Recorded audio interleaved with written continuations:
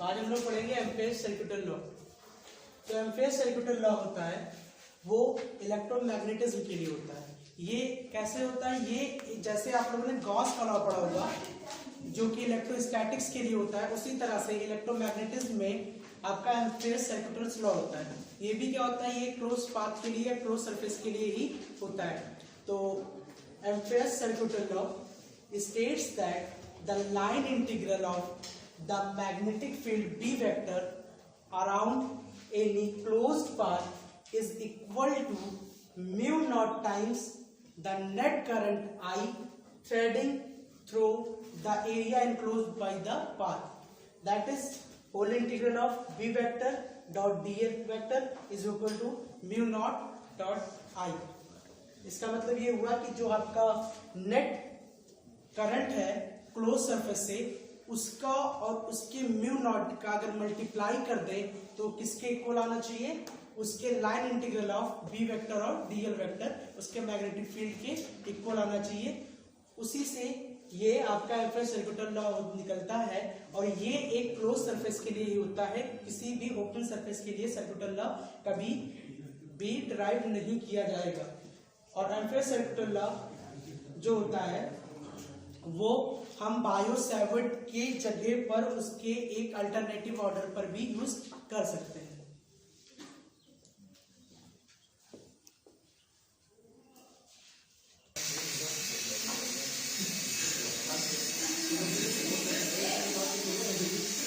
अब हम पढ़ेंगे magnetic field due to infinitely long straight wire. Let us use Ampere's law to find the magnetic field due to a long straight current carrying wire। तो मतलब ये हम एक XY एक वायर लेंगे जिसपे हमें उसके बाहर या अपोजिट डायरेक्शन में हमें एक P पॉइंट लेंगे जिससे हमें क्या बताना है?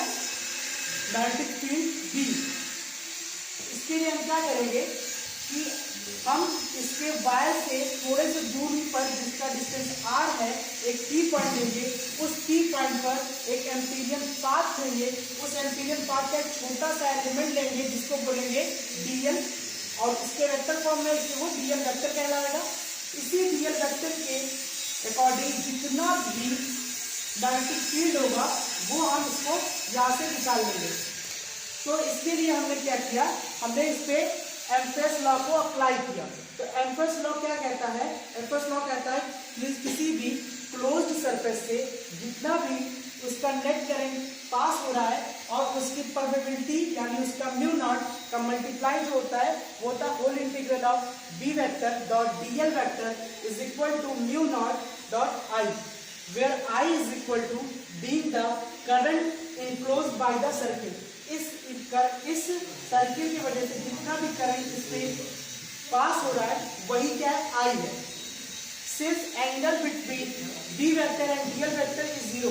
यहाँ पे आप लोग को दिख रहा होगा कि इन दोनों के बीच का ये जो एंगल है बी वेक्टर और डीएल वेक्टर वो क्या है? जीरो है, क्योंकि दोनों क्या है? एक दूसरे के पैरेलल है, एक दूसरे के साथ में। तो theta is equal to zero. तो अगर हम whole integral of B vector dot dl vector ले और उसके साथ उसके कंपोनेंट्स को निकाले तो बी डीएल कॉस थीटा आएगा। कॉस थीटा की जगह पे हमने क्या रख दिया? जीरो। तो कॉस जीरो की वैल्यू 1 होती है। तो इसलिए whole integral of B vector dot dl vector is equal to whole integral of B dot DL.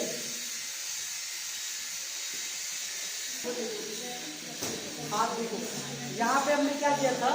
देखो ये क्या है? बी जो है वो कांस्टेंट है क्योंकि ये क्या है? एक इनफाइनाइट लेंथ का वायर है और ये क्या? सिमेट्रिक है। तो सिमेट्रिक होने की वजह से जो इसका बी होगा यानी इसका जो मैग्नेटिक फील्ड होगा वो इस डीएल पे भी उतना ही होगा और जितना भी इसका सरफेस है सर्कल का सब पे क्या होगा? एक इक्वल होगा। तो इक्वल होने की वजह से ये क्या हो जाएगा? बी आपका कांस्टेंट हो जाएगा। सिर्फ आपका वैरी क्या करेगा? सिर्फ डीएल आपका वैरी करेगा। तो dl whole integral of dl जो होता है वो इसका सर्कमफेरेंस ही होता है। यानी इसको अगर सर्कल को आप ऐसे लेंथ की तरह एक्सपेंड कर दो तो इसका ये 2πr ही आएगा। तो 2πr इसका सर्कमफेरेंस ऑफ द लूप आ जाएगा। उसके बाद हमने 2πr को b के साथ मल्टीप्लाई में लिख दिया। ये इक्वेशन 2 आ गई। इक्वेशन 1 हमने जो माना था वो था whole integral of D vector dot dl vector is equal to mu naught dot I. वो क्या था, एम्पियर सर्कुलर लॉ था। उसी एम्पियर सर्कुलर लॉ के साथ में अगर हम इस इक्वेशन का सेकंड का कंपैरिजन कर दें तो क्या आएगा, mu naught dot I is equal to B into 2πr। यहाँ से हमको क्या निकालना था, हमको निकालना था बी, जो कि मैग्नेटिक फील्ड है। तो बी निकालने के लिए हमने इसको इधर रोक दिया, बाकी सबको ट्रांसफर कर दिया। तो mu not upon 2π into I upon R, यही आएगा। यही क्या है आपका एक्सप्रेशन है, किसके लिए, इस इनफाइनाइटली लॉन्ग स्ट्रेट वायर के लिए, जो करंट कैरिंग वायर है उस पे मैग्नेटिक फील्ड, यही मैग्नेटिक फील्ड है उस इनफाइनाइटली लॉन्ग स्ट्रेट वायर का। समझ आया ना?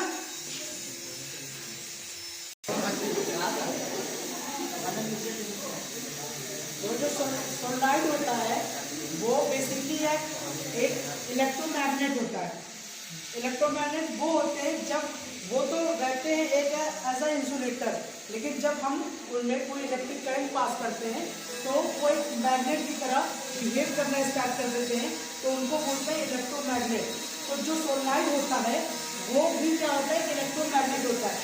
जब तक इसमें करंट का सप्लाई नहीं होता तब तक ये कैसा बिहेव करता है, एक कॉइल ऑफ वायर, मतलब ऐसा चीज जिसपे जो वायर हो वो कॉइल की तरह लपेटी हो, ठीक है, वायरिंग की हो, बाइंडिंग की हो।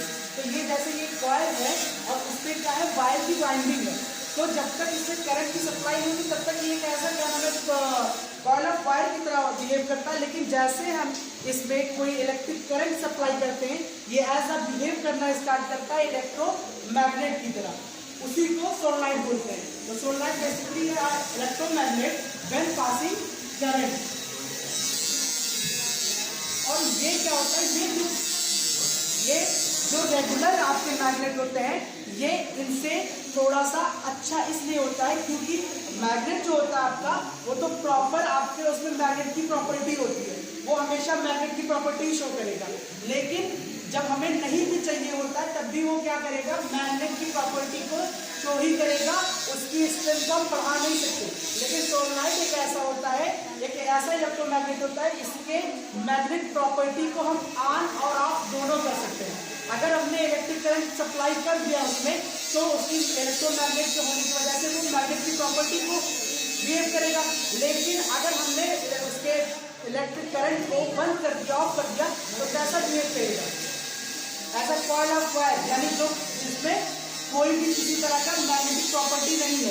और इसके मैग्नेटिक स्ट्रेंथ को हम बढ़ा भी सकते हैं। कैसे, इसकी मैग्नेटिक पावर करंट को आप बढ़ा लो, इसके पावर करंट को आप सप्लाई को बढ़ा लो, तो इसका जो मैग्नेटिक प्रॉपर्टी होगा वो इंक्रीज कर जाएगा। इसलिए सोलेनॉइड बहुत ही अच्छा एक इलेक्ट्रोमैग्नेट होता है। बाकी solenoid is a long cylindrical helix, it is made by binding closely a large number of turns of insulated copper wire. Copper wire का इसमें क्या होता है, बाइंडिंग होता है, insulated over a tube of cardboard और चाइना क्ले। कार्डबोर्ड पता ही होगा, चाइना क्ले जो होता है, जो मिट्टी का बर्तन जिस टाइप का होता है ना, आप लोगों ने देखा होगा, उस टाइप का एक क्ले आता है, पॉट आता है, उसी को चाइना क्ले बोलते हैं। When electric current is passed through the solenoid, a magnetic field is produced around and within the solenoid।